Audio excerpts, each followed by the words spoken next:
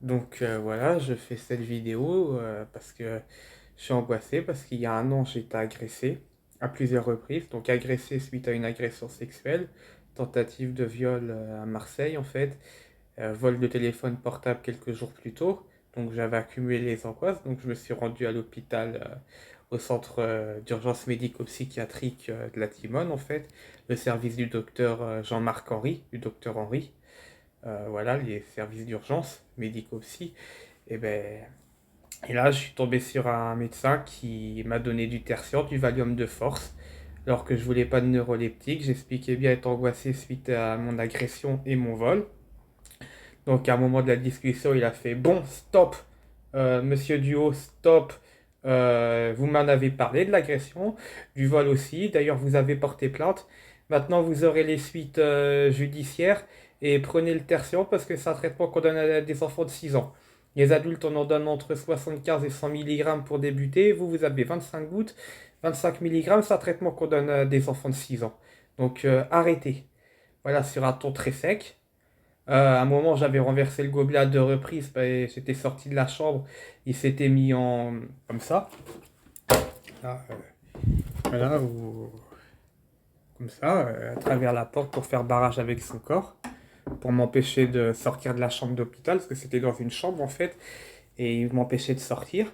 D'ailleurs, la première fois que j'ai renversé le gobelet, c'était dans les toilettes. Bon, j'étais habillé, mais j'aurais très bien pu aller faire pipi en même temps, aller uriner.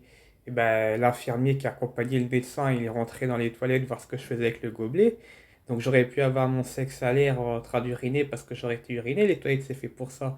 Donc je vous dis pas le traumatisme que ça aurait infligé dans ce contexte d'agression sexuelle, dans ce contexte de consultation aux urgences pour agression sexuelle. Donc on m'a forcé à boire du tertian et du Valium. Hein. D'ailleurs que le Valium, l'interne il m'avait juste dit qu'il y avait du tertian. Le Valium je l'ai appris par l'infirmier qui m'a dit voilà vous avez 30 gouttes de Valium et 25 de tertian. Donc voilà, soi-disant que j'avais que 25 de tertian, bah non il y avait du Valium en plus. Donc voilà, donc soit je passe pour un fou, je sais pas. Mais je me retrouve avec des neuroleptiques, avec deux traitements antipsychotiques parce que je témoigne de mon vol et de mon agression sexuelle. Sachant que le vol de téléphone portable et l'agression sexuelle, j'étais venu avec les dépôts de plainte. Donc il n'y avait pas une raison que j'affabule parce que je m'étais présenté à l'hôpital avec les récépissés de plainte à la police nationale que j'avais posé au commissariat de Noailles. Donc bah, au lieu d'être traité en adulte, en homme, et bah, c'est toi qui passes pour un mongol. Parce qu'il y a le médicament lui-même, mais il y a aussi la façon dont il t'aborde, plus le barrage de la chambre avec son corps. Alors déjà, c'est déjà un signe de domination de dire ici c'est moi le chef, c'est moi le bonhomme, tu sors pas de la chambre. Mais en plus, dans un contexte où j'avais été frotté contre mon gré par quelqu'un qui m'hébergeait, mais elle fait du frotti-frotta et des caresses, c'est ça la tentative de viol. Donc, enfin, là je parle de l'agresseur, hein, pas du médecin. Mais dans un contexte où qu'un mec me retenait chez lui, d'avoir le médecin qui en plus quand je veux pas prendre le médicament il fait obstruction à la sortie de la chambre, ça remue le couteau dans la plaie en plus de me forcer à prendre des neuroleptiques.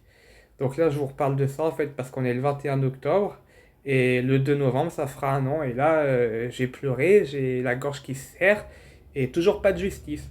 J'ai signalé à l'ARS de Marseille ce qui s'était passé à la Timone plusieurs fois, 3 courriers entre décembre 2020 et avril 2021. Après, j'ai renoncé, j'ai jamais eu de nouvelles de l'ARS de Marseille, l'agence régionale de santé.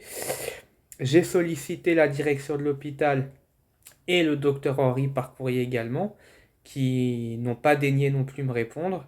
Et pour ce qui est des plaintes pour le vol et l'agression sexuelle, au commissariat de police, je n'ai toujours pas de nouvelles. Parce qu'en fait, là, je suis sur Lens et ça a été transféré au commissariat de police de Lens.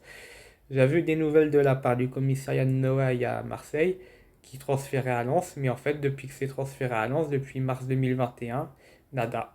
Pas de nouvelles du commissariat de police de Lens. Donc là, j'ai un sentiment d'injustice très profond, un sentiment de mépris vis-à-vis de ma personne très profond. Donc, je suis sous complément alimentaire, je suis suivi par un psychologue. Donc, c'est des choses très éprouvantes et ça fait mal que, au lieu d'être considéré, au lieu d'avoir de l'aide, Et ben, quand tu vas à l'hôpital psy, et ben, en l'occurrence à Marseille, et ben, voilà, t'es dominé, t'es pas respecté. T'es pas respecté dans ton intégrité. Il n'y a pas de poignée de main, il n'y a pas de bonjour monsieur, de s'il vous plaît, merci. La politesse, elle n'existe pas également de leur part. Ils te regardent même pas dans les yeux quand ils te parlent, sauf pour te menacer pour prendre ton gobelet. Je posais des questions à des collègues, à une infirmière, parce que après, le lendemain, parce que je suis resté 2 jours, elle regardait son ordinateur.